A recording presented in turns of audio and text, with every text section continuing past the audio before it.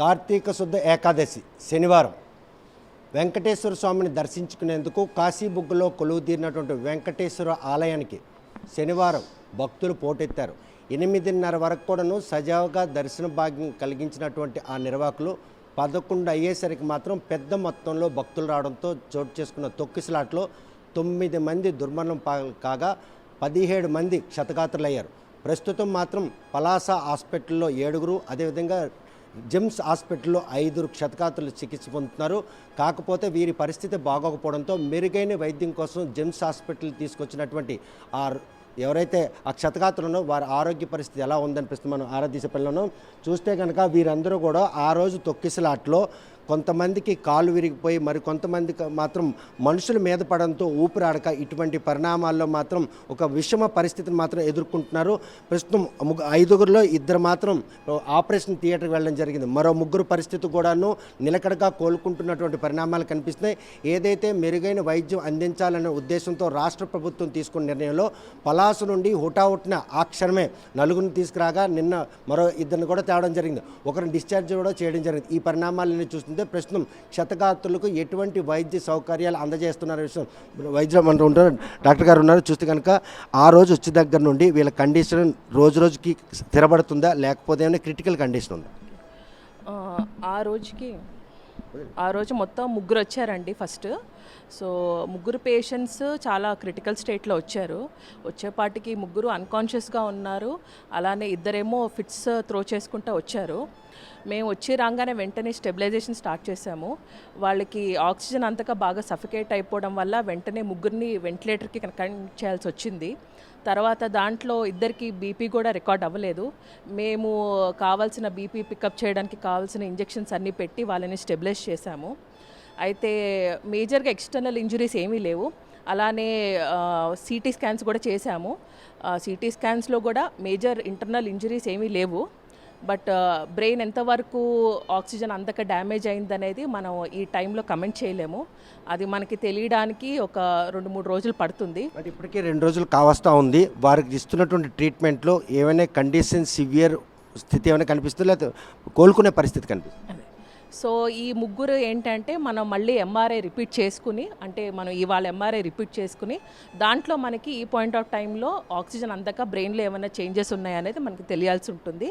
ఇప్పుడు వీళ్ళు 3కి సెడేషన్ అంటే మత్తులో ఉన్నారు కాబట్టి మనం ఇప్పుడు అసెస్ చేయలేము. అది ఎంఆర్ఐ ద్వారానే మనం తెలుసుకోగలుగుతాం. డే 1 తెచ్చేటప్పటికి వాళ్ళ పరిస్థితి ఏంటి, 3 రోజుల తర్వాత ప్రెసిడెంట్ వారి సిచ్యువేషన్? సో డే 1 తెచ్చేసరికి వాళ్ళు వచ్చేపాటికైతే బాగా క్రిటికల్గా ఉన్నారు. ఇప్పుడైతే ప్రస్తుతానికి వైటల్స్ అంటే బీపీ, పల్స్ అవన్నీ అయితే స్టేబుల్గా ఉన్నాయి.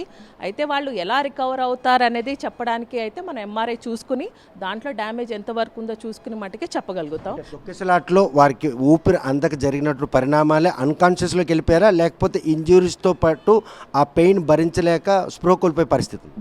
సో నేను ముందు చెప్పినట్టు వాళ్ళకి ఎక్స్టర్నల్ ఇంజరీస్ కానీ మేజర్ ఇంటర్నల్ ఇంజరీస్ కానీ లేవు. ఆ తొక్కిసలాటలో ఒకరి మీద ఒకరు పడిపోవడం వల్ల కానీ ఆ సఫకేషన్ వల్ల కానీ ఆక్సిజన్ అందకే వాళ్ళకి ఈ పరిస్థితి రావడానికి కారణం. ఆ రోజు 11 గంటలకు ఇన్సిడెంట్ జరిగింది. సుమారు 100 కిలోమీటర్లు జర్నీ చేసి వచ్చేసరికి ఒక హారిబిలిటీ నెలకొని ఉంటుంది. ఆ డే 1 సిచ్యువేషన్కి ఇప్పుడు సిచ్యువేషన్కి ఒక 90% రికవర్ అయ్యారని చెప్పుకోవచ్చా? సో డే 1 సిచ్యువేషన్ మీద ఇప్పుడు చాలా బెటర్. ఎందుకంటే 3 స్టెబిలైజ్ అయి ఉన్నారు. బీపీ అదంతా బాగా మెయింటైన్ అవుతుంది. వాళ్ళకి ఇన్ఫెక్షన్స్ రాకుండా మేము యాంటీబయాటిక్స్ అన్నీ ఇస్తున్నాము. వాళ్ళు 3 రికవర్ అవ్వాలని కోరుకుంటున్నాం. ఉన్న 2 పరిస్థితి ఏంటి? ఇంకా కూడాను పలాసలో చికిత్స పొందుతున్న వారు ఎవరైనా సంఖ్య పెరిగే అవకాశం ఉందా లేకపోతే ఈ 5తోనే ఈ ఎవరైతే ఈ క్షతగాత్రులు అంటే వైద్యం అందడానికి ఫిక్స్ అవుతారు? ఓకే. సో మొదటి రోజు అయితే ఈ 3 పేషెంట్సే క్రిటికల్ స్టేట్లో వచ్చారు. తర్వాత రోజు ఇంకొక 2 వచ్చారు. దాంట్లో ఒక ఆవిడకి మట్టుకు కాళ్ళలో మల్టిపుల్ ఫ్రాక్చర్స్ ఉన్నాయి. ఆవిడకి నిన్న సర్జరీ చేయడం జరిగింది. ఆవిడ ఇప్పుడు రికవర్ అవుతున్నారు. సో ఆవిడకి ప్రాబ్లం ఏం లేదు. అలానే నిన్న ఇంకొక యంగ్ పేషెంట్ 19 సంవత్సరాల అమ్మాయి వచ్చింది. ఆ అమ్మాయి కొంచెం ఆయాసం అని చెప్పి వచ్చారు. వచ్చేపాటికి షుగర్స్ అన్నీ తక్కువ ఉన్నాయి. అవన్నీ మేము కరెక్ట్ చేయడం జరిగింది. అలానే ఆ అమ్మాయికి కూడా సిటీ స్కాన్స్ అన్నీ చేశాము. ఆ అమ్మాయికి కూడా మేజర్ ఎక్స్టర్నల్ ఇంజరీస్ కానీ ఇంటర్నల్ ఇంజరీస్ కానీ ఏమీ లేవు. ఆమె పరిస్థితి కూడా స్టేబుల్గానే ఉంది. వీలైతే ఆ అమ్మాయిని ఇవాళ డిశ్చార్జ్ చేయడం జరుగుతుంది. ప్రస్తుతం ఈ ట్రీట్మెంట్ మోటోలో ప్రస్తుతం ఏజ్ ఫ్యాక్టర్ ఏమైనా ఏజ్ బార్ అయిపోయిన ఉన్నారా లేకపోతే మిడిల్ ఏజ్లో ఉన్నారా అందరూ? ఈ క్రిటికల్ పేషెంట్స్లో అయితే మిడిల్ ఏజ్డ్ వాళ్ళు ఉన్నారు, ఒక యంగ్ అమ్మ అంటే 27 సంవత్సరాల వాళ్ళు కూడా ఉన్నారు. బట్ ఎక్కువ కొంచెం మిడిల్ ఏజ్డ్ ఉమెన్ ఎక్కువగా ఉన్నారు.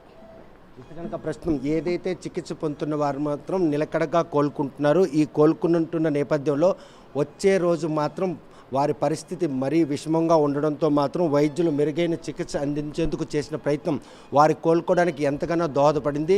ఘటన జరిగిన రోజున పలాస నుండి హుటాహుటిన జేమ్స్ హాస్పిటల్ తెచ్చినటువంటి 3 రోగులు కూడా ప్రాణాలు కాపాడేందుకు వైద్యులు చేసినటువంటి శ్రమ ఫలించే పరిణామాలు సుస్పష్టంగా కనిపిస్తున్నాయి.